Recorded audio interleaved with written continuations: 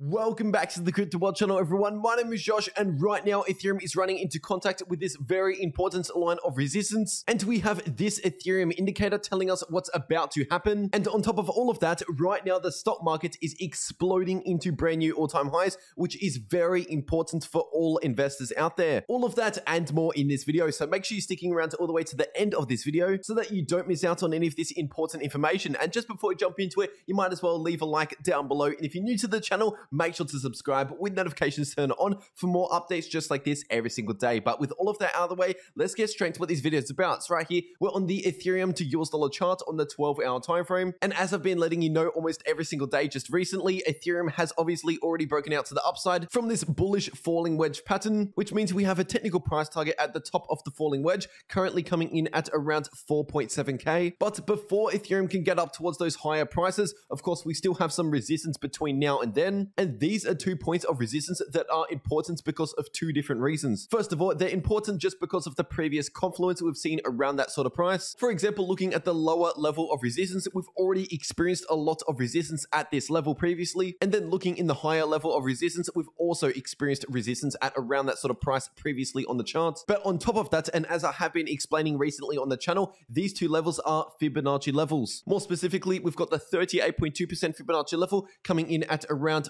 4,120 to 4,130, and then we've got the golden pocket coming in at approximately 4.4k. So those are really the most important levels of resistance to pay attention to in the somewhat shorter term for Ethereum. Quickly zooming into the 4-hour time frame for Ethereum, of course, we've got that symmetrical triangle pattern that has already broken to the upside, and this rising wedge pattern, which is technically a bearish pattern. And nearly 2 days ago, it did end up breaking to the downside. But as I mentioned in yesterday's Ethereum update video, these two patterns basically contradict each other and pretty much cancel each other out, because we've got the symmetrical triangle pattern giving us a bullish price target and the rising wedge pattern giving us a bearish price target. And so because of that, once again, they basically cancel each other out, as I mentioned yesterday on the channel. And so I was saying that it's very likely in the shorter term that we're just going to see a little bit more sideways price action, and that's basically exactly what we've seen since yesterday. But one thing to note here on the 4-hour time frame, looking in the RSI, we are finally starting to break out to the upside out of this consolidation range that we've been in over the past few days, which is great to see, because that means the RSI on the 4-hour chart is continuing along with this uptrend. And normally when we see a strong uptrend in the RSI, that also transfers over to the price, meaning that the price is also going to be in an uptrend, which is once again exactly what we have been experiencing over the past 1 to 2 weeks. Now zooming all the way out to the weekly time frame for Ethereum, and we have just seen a weekly candle close, which, by the way, if you're looking at last week's candle, that was the most bullish week that we have had since the beginning of November, when Ethereum topped out towards the all-time high. And it could not have come at a better time, because that of course means that we are holding above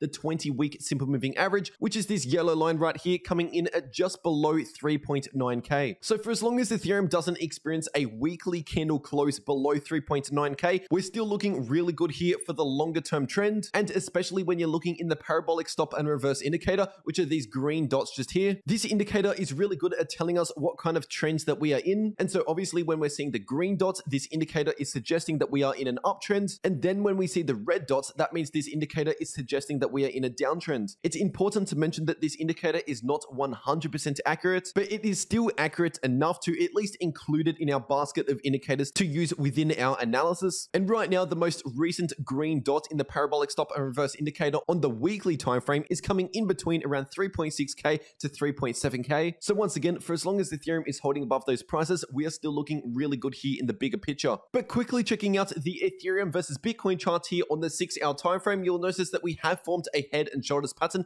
which is traditionally a bearish pattern, but it only confirms if we see a confirmed break below the neckline, which at the time of this video, we haven't seen just yet, but we are currently testing this neckline. So it is definitely something to pay attention to. And by the way, this neckline is currently coming in at around 0.0793 Bitcoin per Ethereum. So once again, if we see Ethereum drop below that line with confirmation such as candle closes or a spike or surge in volume, then something like that would confirm a break to the downside and set us up for more bearish price action for Ethereum varied against Bitcoin, which doesn't necessarily mean Ethereum would be bearish against the US dollar. It just means Bitcoin would outperform Ethereum in the short term, because in that case, Ethereum would be losing value against Bitcoin. But remember, that only comes into play once we see a confirmed break below the neckline. But just zooming out a little bit, I thought I should mention this previous head and shoulders pattern that we did form on the Ethereum versus Bitcoin charts. As you can see, this head and shoulders pattern was pretty much perfect predict, we broke to the downside and even saw a successful retest, but clearly that head and shoulders pattern failed to meet its price target, and we pretty quickly broke back above the neckline, which invalidates the pattern. So just keep that in mind as well. Even if we see a break to the downside below this neckline, even in that case, it still doesn't guarantee that we're going to see some more bearish price action, because of course nothing is guaranteed in these markets, as you saw in this previous example back here. One possible reason why Ethereum is pulling back a little bit against Bitcoin here in the shorter term is due to the fact that the Bitcoin dominance is still running into that major point of support,